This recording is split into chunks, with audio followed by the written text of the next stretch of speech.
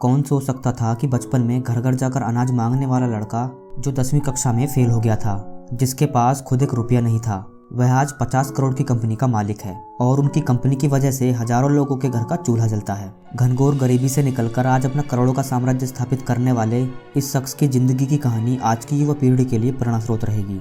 हम बात कर रहे हैं 50 वर्षीय रेणुका राध्या की, जो बेंगलुरु के नज़दीक गोपसांद्रा गांव से ताल्लुक़ रखते हैं। उनके पिताजी राज्य सरकार द्वारा आवंटित एक मंदिर के पुजारी थे। हालांकि इसके लिए उन्हें कोई तयशुदा वित्तीय मदद नहीं मिलती थी। पूजा के बाद वे और उनके पिताजी गांव में घूम घूम कर चावल, आटा और दाल मांगा करते। उस मिले राशन को पास के बाजार में बेचा जाता और मिली रकम से पूरे घर का गुजारा मुश्किल से चलता। कक्षा 6 की पढ़ाई के बाद उनके पिता ने उन्हें घरों में नौकर के काम पर लगा दिया, जहां वे लोगों के घरों में झाड़ू पोछा और बर्तन धुलने का काम किया करते। उसके बाद उनके पिता ने उन्हें एक बुजुर्ग चर्मरोगी व्यक्ति के घर पर उसकी सेवा सत्कार में लगा दिया, जहां वह उस बुजुर्ग को नहलाते धुलाते और उसके शरीर पर मलहम लगाते थे। इसी बीच उनके पिता का देहांत हो गया। सारी पारिवारिक जिम्मेदारियां अब उन पर ही आ गईं। पढ़ाई लिखाई के लिए समय न मिलने की वजह से वे 10वीं में फेल हो गए। उसके बाद उन्हें पढ़ाई छोड़नी पड़ी और रुपए पैसे कमाने के चक्कर में वे एड लैब्स में स्वीपर भी रहे और अलग अलग जगहों पर मजदूरी भी की। उस समय वे बुरी संगत में फंस गए, जहां रोज शराब पीना और जुआ खेलना उनकी आदत बन गई थी। लेकिन किसी तरह उन्होंने ये सब छोड़कर शादी करने का फैसला किया। 20 साल की उम्र में उन्होंने शादी की। शादी के कुछ समय बाद ही उनकी पत्नी को भी मजबूरन किसी कंपनी में हेल्परी का काम करना पड़ा।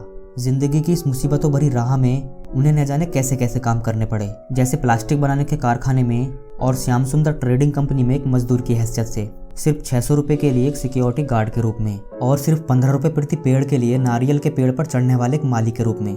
लेकिन उनकी कुछ बेहतर कर गुजरने की ललक ने कभी उनका साथ नहीं छोड़ा और इसलिए उन्होंने कई बार खुद का काम करने का भी सोचा और किसी तरह 30,000 रुपए जोड़े और बैग, फ्रिज और सूटकेस के कवर बेचने का काम शुरू किया। उनकी पत्नी सिलाई करती और वे बाजार जाकर सामान बेचते, लेकिन उनका ये काम नहीं चल पाया और सारा पैसा डूब गया।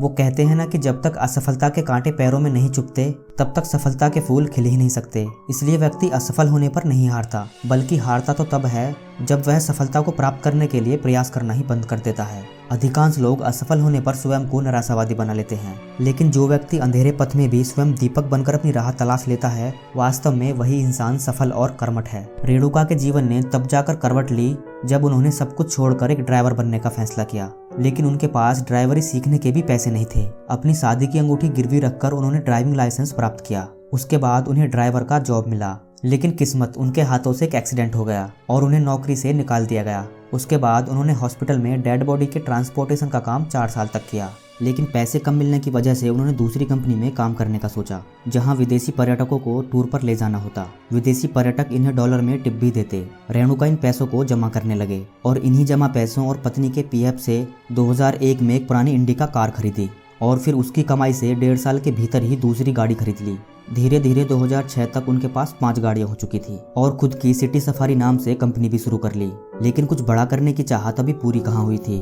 कहते हैं ना कि किस्मत भी हिम्मत वालों का ही साथ देती है। ऐसा ही कुछ रेणुका के साथ हुआ। जब उन्हें यह पता चला कि इंडियन सिटी टैक्सी नाम की कंपनी बिकने वाली है, तो साल 2006 में उन्होंने उस कंपनी को 6.5 लाख रुपए में खरीद लिया, जिसके लिए उन्हें अपनी कई कारें बेचनी पड़ी थी। उन्होंने अपनी जिंदगी में यह सबसे बड़ा जोखिम उठाया था, जो आज उन्हें कहां से कहां ले आया।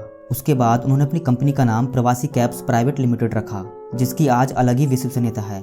साल 2018 तक उन्होंने अपनी कंपनी को चेन्नई और हैदराबाद जैसी बड़े शहरों तक पहुंचाया, जहां उनकी लगभग 1300 कैब चलती थीं। मार्केट में ओला और उबेर जैसी कंपनियां आने के बाद भी उनके कारोबार पर ज़्यादा असर नहीं पड़ा, क्योंकि उनके अधिकतर नियमित ग्राहक हैं और जो उनकी सुविधा से संतुष्ट हैं।